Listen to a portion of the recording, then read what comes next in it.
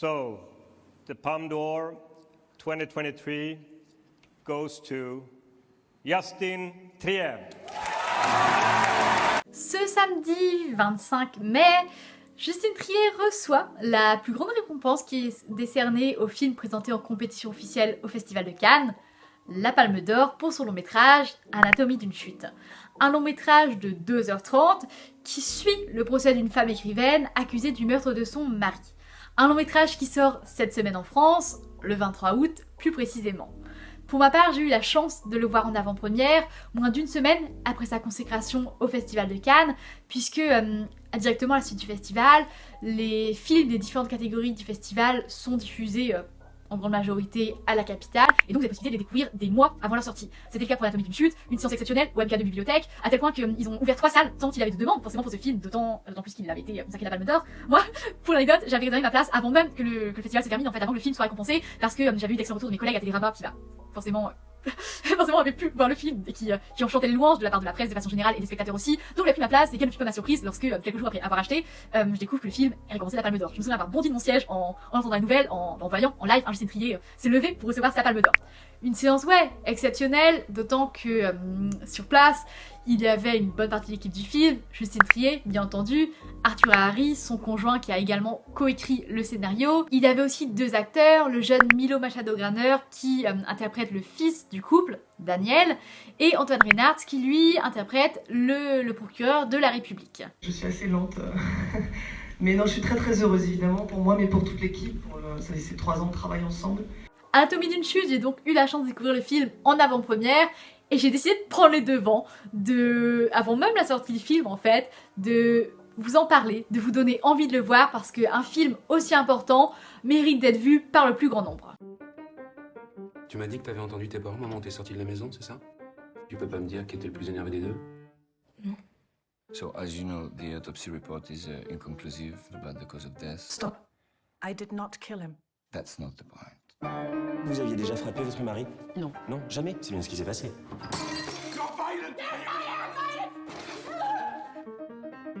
T'as pas pu les entendre s'ils parlaient calmement.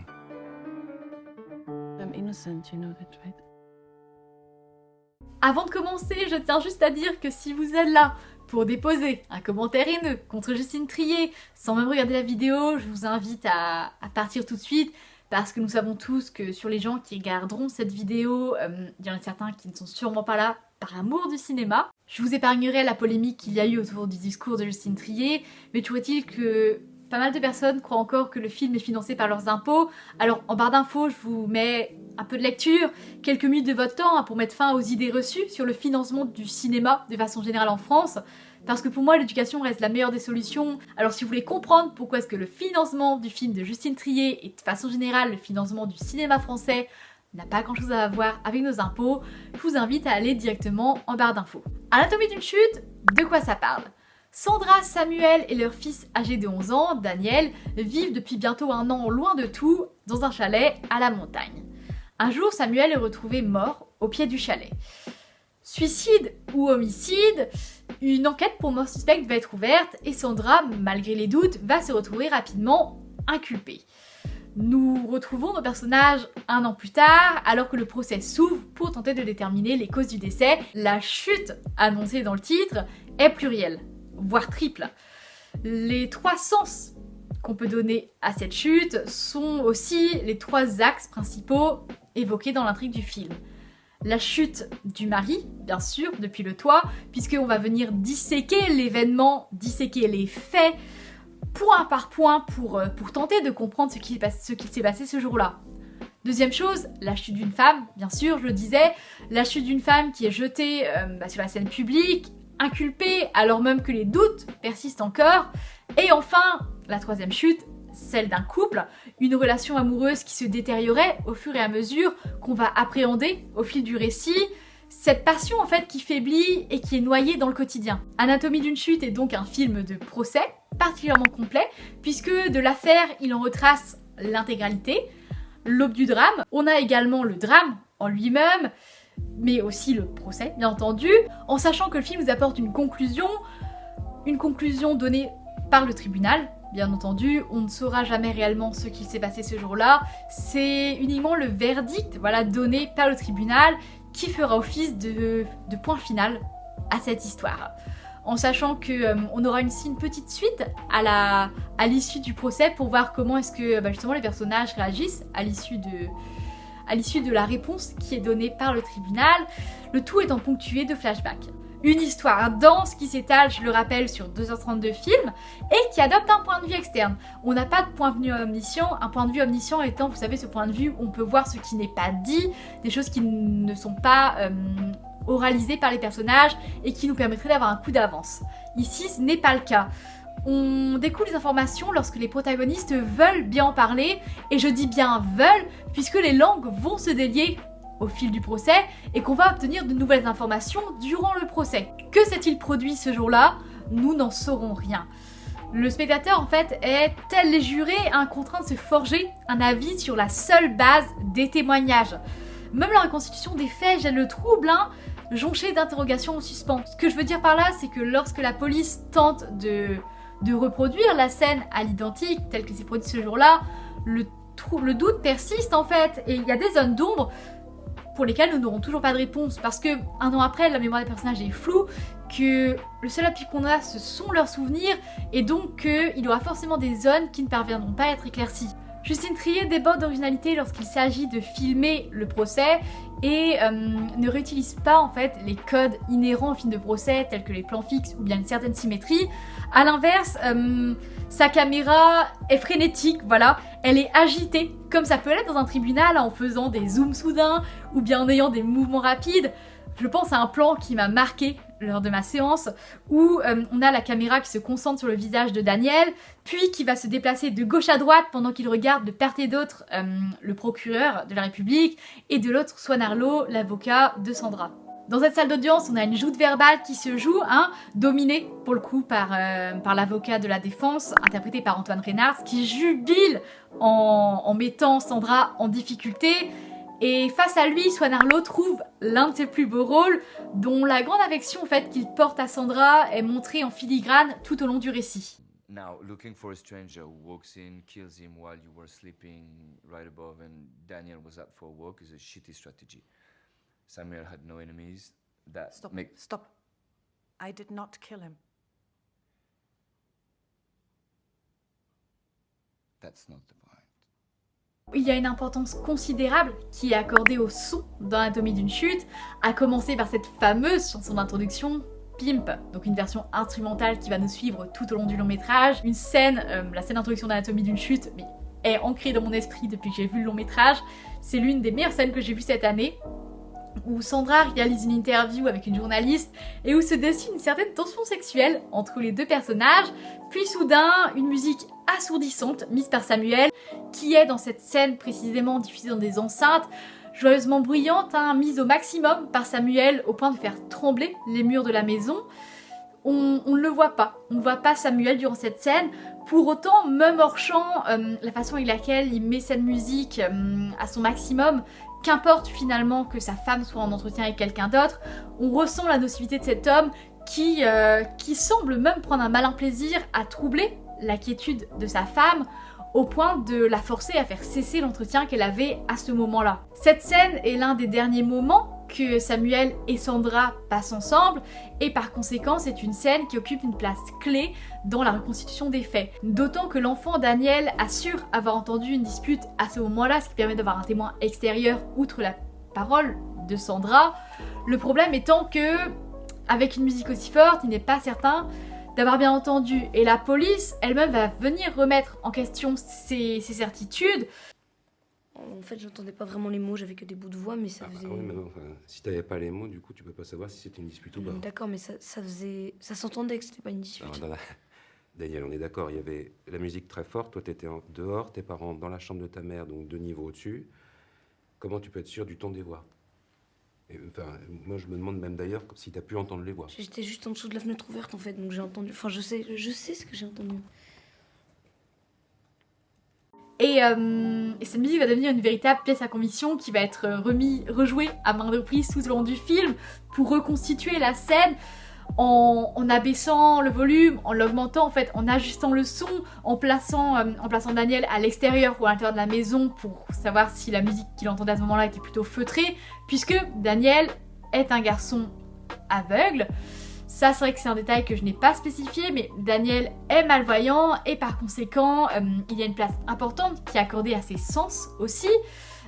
Forcément, en sachant qu'il lui manque un sens, la vue, ses 4 autres sens sont particulièrement affûtés et donc Daniel perçoit le monde à travers notamment le toucher, par le biais de morceaux de scotch qu'il place un peu partout sur les murs, enfin que ses parents ont placé un peu partout sur les murs pour qu'il puisse se repérer par le toucher et bien entendu par le son. Ce qui fait que il pense, en tout cas il a cru entendre cette dispute et donc ses sens vont être mis à rude épreuve durant tout le film.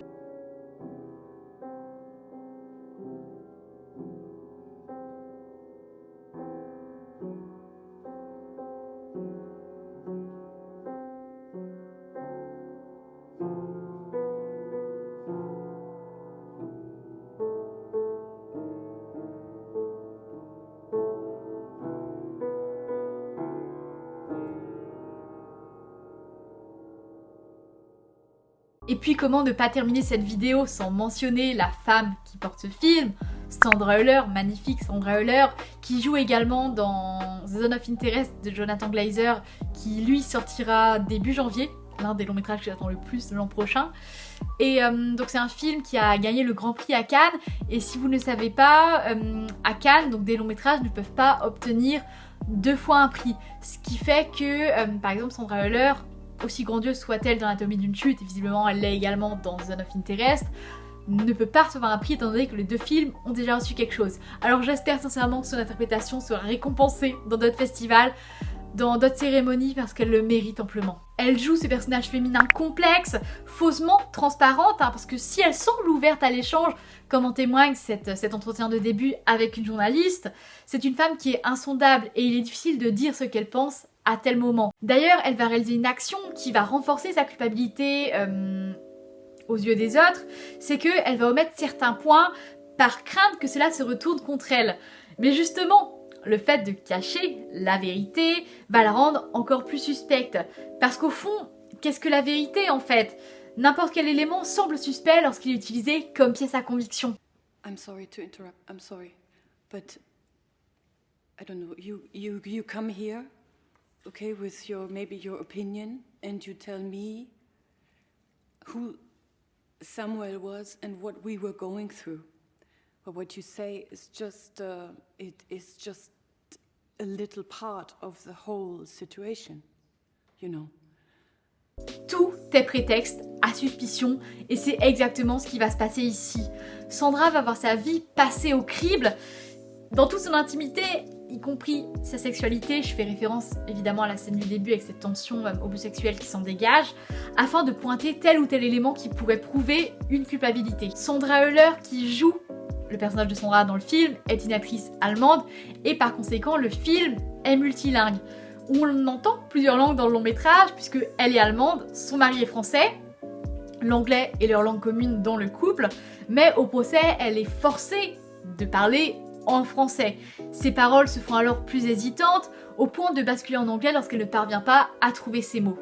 Anatomie d'une chute, c'est vraiment un film qui dresse le portrait d'une femme qui sait ce qu'elle veut, qui pourrait sembler antipathique aux yeux de certains, parce qu'elle se révèle froide, parce qu'elle a ses propres ambitions, parce qu'elle peut même faire passer ses ambitions avant ses proches. Mais plus que disséquer la chute d'un couple, plus que disséquer la chute d'un mari depuis le toit, plus que disséquer la chute d'une femme, c'est aussi disséquer une personnalité.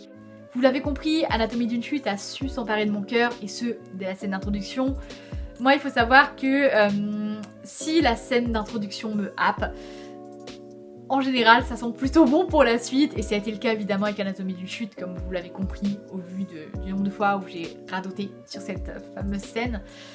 En tout cas, c'est un long métrage qui, j'en suis certaine, figurera parmi mon top 10 de l'année 2023, que je vous invite chaudement à découvrir parce qu'il est à l'image de sa réalisatrice Justine Triet, et à l'image de son personnage principal aussi, fort et déterminé. C'en est tout pour cette vidéo, j'espère qu'elle vous a plu. J'espère aussi que j'aurai réussi à vous donner envie de découvrir Anatomie d'une chute, ce film si essentiel en fait dans la période actuelle, alors qu'on assistait au procès d'Amber Heard, qui s'est fait traîner dans la boue.